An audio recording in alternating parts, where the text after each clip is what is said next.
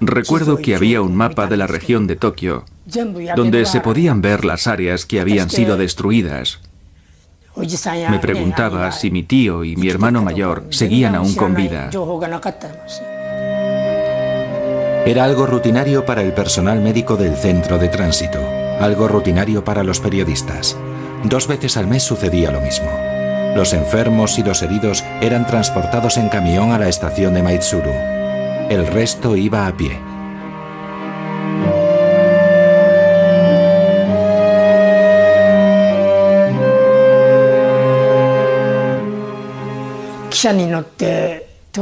Yo era el único de mi grupo que iba a Tokio. Cuanto más cerca estábamos, más miedo tenía. Fui a Meguro, donde esperaba encontrar a mi hermano. Al bajar del tren, escuché un anuncio por los altavoces. Damas y caballeros, por favor, demos una cálida bienvenida a los viajeros que regresan de la guerra. Al oírlo sentí un gran gozo. Para mí eso significaba que a pesar de todo lo que había padecido, Japón seguía existiendo. La bienvenida fue realmente emocionante.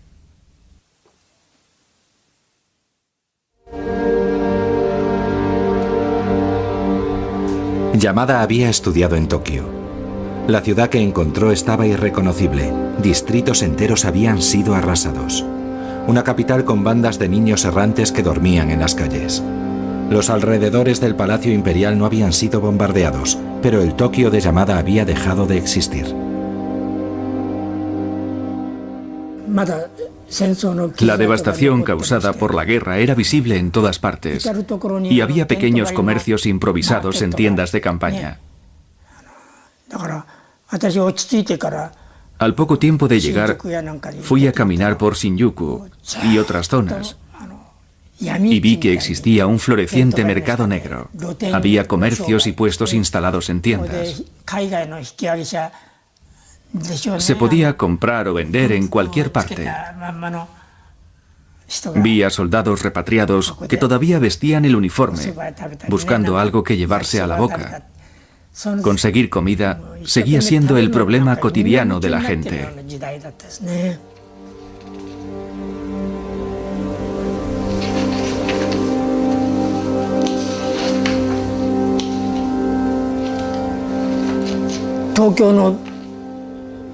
Por todo Tokio había grandes espacios abiertos que se distribuían entre la población a modo de parcelas individuales, donde la gente cultivaba lo que podía.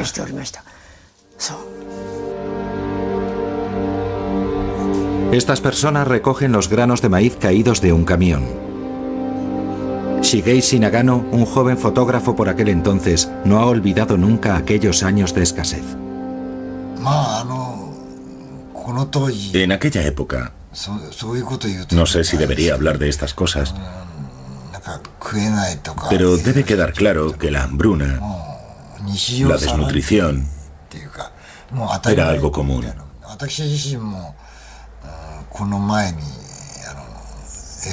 Yo diría incluso que se trataba de algo cotidiano. Yo sufrí desnutrición. Sí, yo la sufrí. Toda tu vida giraba en torno a este problema. Llegó a convertirse en una obsesión. Las raciones no eran suficientes para sobrevivir. De modo que la gente vendía todo lo que poseía, incluso objetos que habían pertenecido a su familia durante generaciones, como kimonos y joyas. Y con el dinero que les daban, compraban comida ilegalmente en el mercado negro.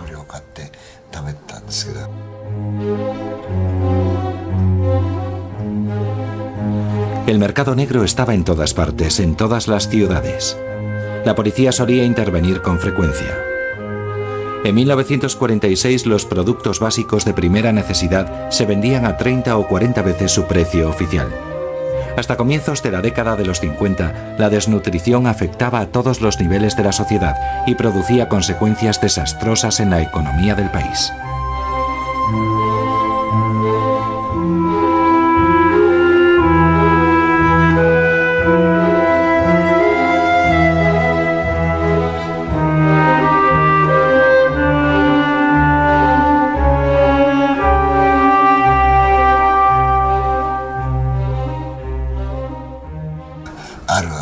Hubo un juez que tomó la decisión de no rebajarse a ese nivel y sustentarse solo con las raciones que le correspondían. Murió de hambre. Muchos de los que vivieron aquella época aún recuerdan esta historia.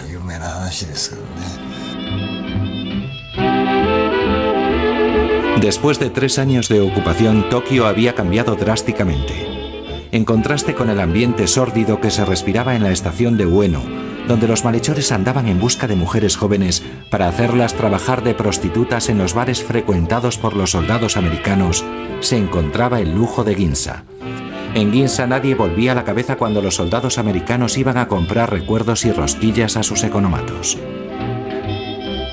Situado a corta distancia de los jardines del Palacio Imperial, Ginza había escapado al bombardeo americano. Una decisión lógica, ya que fue allí donde MacArthur instaló su cuartel general.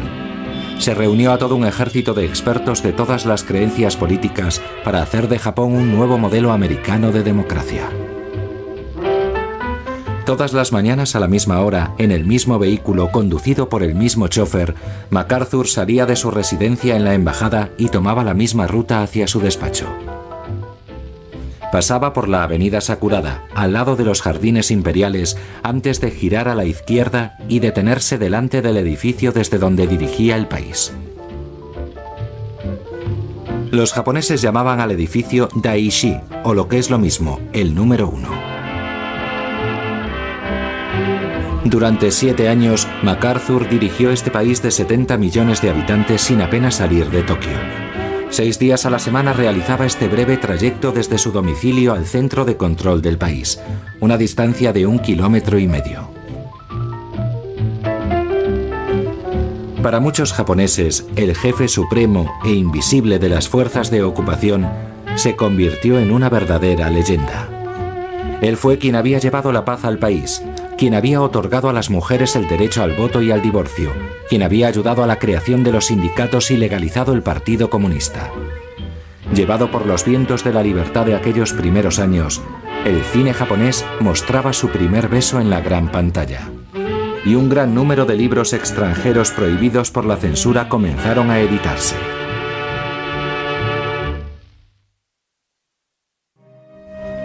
La vuelta a casa continuaba. La estación de Ueno era un lugar de paso para la mayoría, y algunos decidieron quedarse ahí mismo.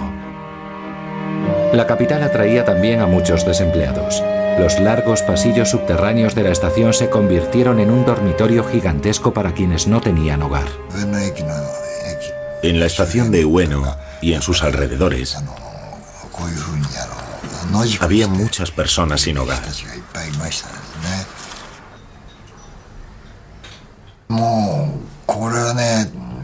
Yo dudaba si acercarme a ellos o no para hacerles una fotografía. Sin embargo, no parecía... ¿Cómo lo diría? No parecía molestarles. Recuerdo a una pareja en concreto que cuando me vio tomando fotos me llamó. Hijo, ven aquí y haznos una foto.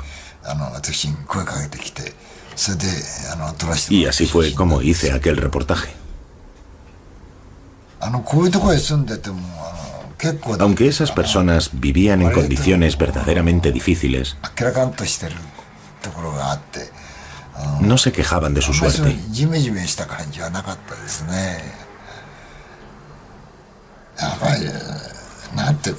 No se mostraban pesimistas. Se daban cuenta de que eso no era nada comparado con lo que ya habían soportado durante la guerra.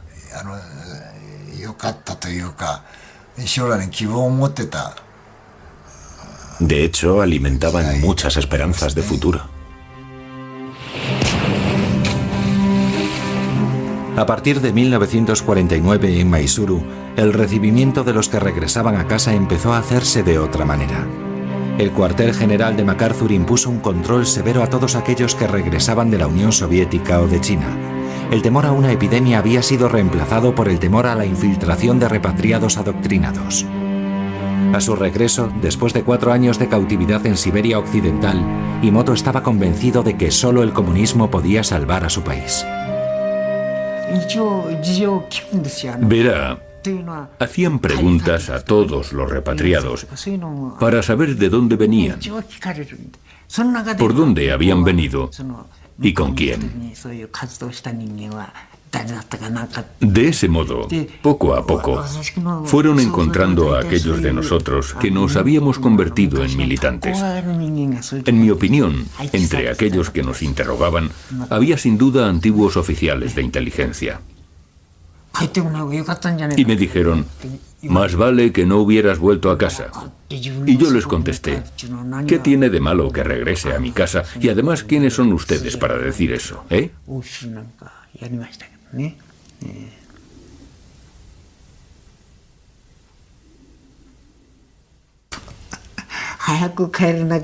Pensé que si me obligaban a esperar mucho más para volver a casa, iba a perderme algunos acontecimientos importantes.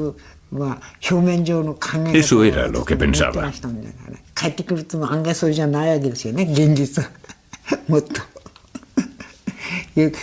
Pero a mi regreso, me di cuenta de que la realidad era muy diferente y que no existía ningún indicio de que fuera a producirse el cambio revolucionario que yo esperaba.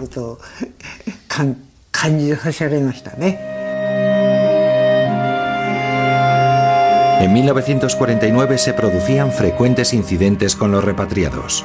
Algunos hasta entonaban alabanzas al comunismo en las estaciones del ferrocarril.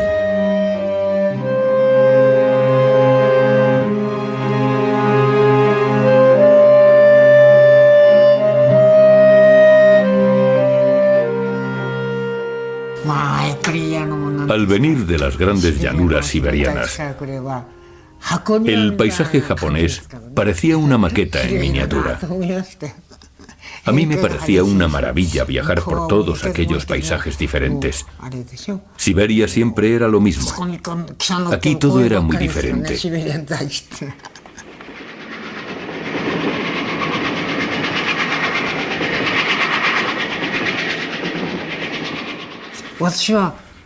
Lo primero que hice fue volver a mi ciudad natal, Miyazaki. Pero al poco tiempo me marché a Tokio. A partir de entonces siempre anduve de un lado para otro. Tal vez por eso me perdieron la pista. En cualquier caso, la gente de MacArthur nunca me llamó ni me molestó para nada. Por otro lado, muchos de mis camaradas fueron interrogados en el cuartel general. Aquí los comunistas no son fuertes, pero son ruidosos. Han intentado minar la seguridad de Japón promoviendo el odio hacia los americanos.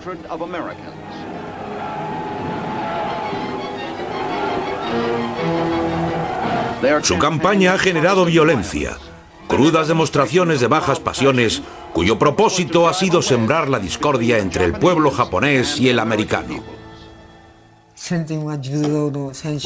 En casa sorprendí a todo el mundo. Antes de la guerra me gustaba mucho el judo y mis convicciones eran muy del ala derecha. Era un ferviente defensor del sistema imperial. Pero mi ideología dio un cambio de 180 grados. En casa me decían que debía mantener la boca cerrada, que no fuera por ahí proclamando mis ideas.